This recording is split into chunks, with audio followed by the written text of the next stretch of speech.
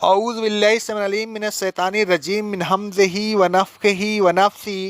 سورہ آل عمران کی آیت نمبر 111 اور 112 میں اللہ رب العالمین کا ارشاد گرامی ہے، اے ایمان والوں، یہ تمہیں کوئی بڑا نقصان نہیں پہنچا سکتے سوائے اس کے کہ تمہیں کوئی معمولی سی تکلیف پہنچا دیں، اور اگر تم سے لڑیں گے تو پیٹھ پھیر کر بھاگ جائیں گے، پھر ان کو کہیں سے مدد نہیں ملے گی۔ ان پر ذلت ڈال دی گئی ہے، یہ جہاں کہیں پائے جائیں گے اسی ذلت میں گرفتار نظر آئیں گے، سوائے اس صورت کے کہ انہیں اللہ کی پناہ مل جائے یا لوگوں کی پناہ مل جائے۔ یہ لوگ اللہ کے غضب میں گرفتار ہیں۔ مزید برآں ان پر کمزوری بھی ڈال دی گئی ہے، یہ اس بدبختی میں اس لیے مبتلا ہے کہ اللہ کی آیات کا انکار کرتے ہیں، انبیاء کو ناحق قتل کرتے ہیں، اللہ اور انبیاء کی نافرمانی کرتے ہیں اور سرکشی میں حد سے تجاوز کرتے ہیں۔ گزشتہ آیات کی تفسیر میں یہ گزر چکا ہے کہ بنی اسرائیل کو ان کی بعض فضیلتوں سے محروم کر دیا گیا، اور اب ان فضیلتوں سے امت محمدیہ کو بہرہ مند کیا گیا۔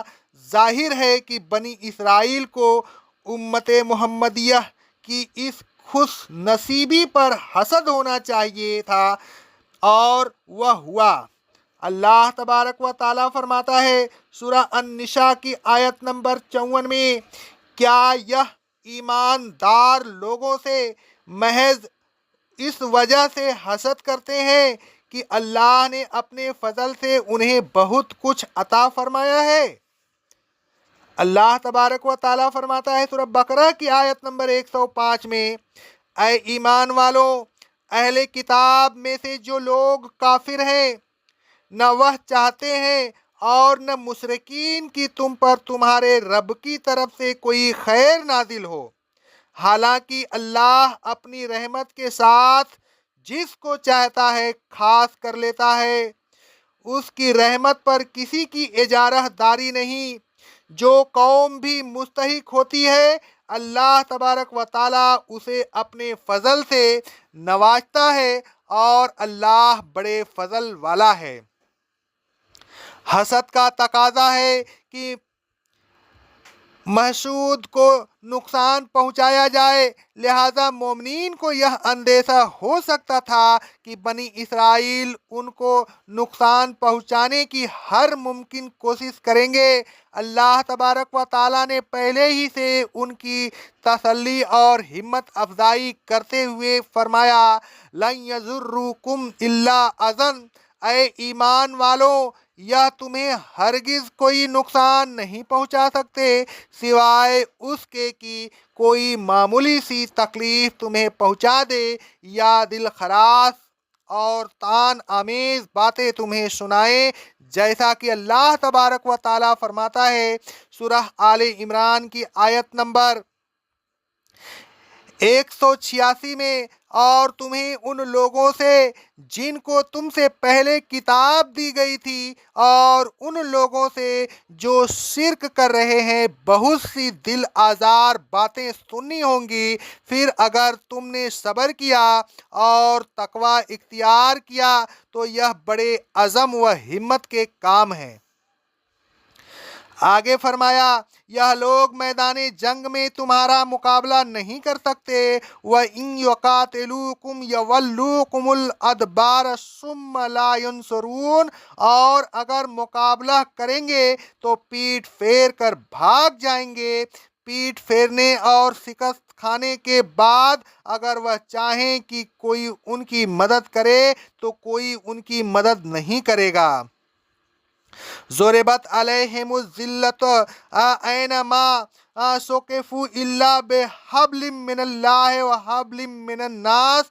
یہ لوگ جہاں کہیں پائے جائیں گے ذلیل و خوار پائے جائیں گے، انہیں کہیں عزت و چین کی زندگی نصیب نہیں ہوگی سوائے اس صورت کے کہ یہ لوگ حکومت علمیہ کے ماتحت ذمی کے حیثیت سے امن و عافیت کی زندگی گزاریں، یا بصورت دیگر دوسرے حکومتیں ان کی سرپرستی کرے اور اپنے سپاہی مقاصد کی خاطر انہیں مدد پہنچائے، اپنے زیر سایہ ترقی اور عزت کا مقام دلوا دیں۔ ان صورتوں کے علاوہ یہ کبھی کوئی بلند مقام یا چین و سکون کی زندگی حاصل نہیں کر سکتے، یعنی اپنے بل بوتے پر یہ کبھی بھی آزادانہ حیثیت سے سر بلندی حاصل نہیں کر سکتے۔ ان کا چین و سکون، ترقی، وقار اور مردانی دوسروں کی مدد کی رہن منت ہوگی، اور یہ مدد اگرچہ بظاہر عزت کا موجب ہوگی، لیکن ایک خوددار اور باوقار نگاہ میں ذلت ہی شمار ہوگی۔ کسی کے زیر سایہ ترقی کرنا عزت نہیں، ذلت ہے، آزادی نہیں، غلامی ہے۔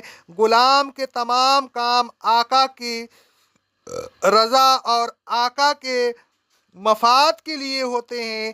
بنی اسرائیل کے بھی تمام کام اپنے آقا کی رضا کے لیے ہوں گے، ان کے مقاصد کے لیے ہوں گے، نہ کہ اپنے مقاصد اور اپنے مفاد کے لیے۔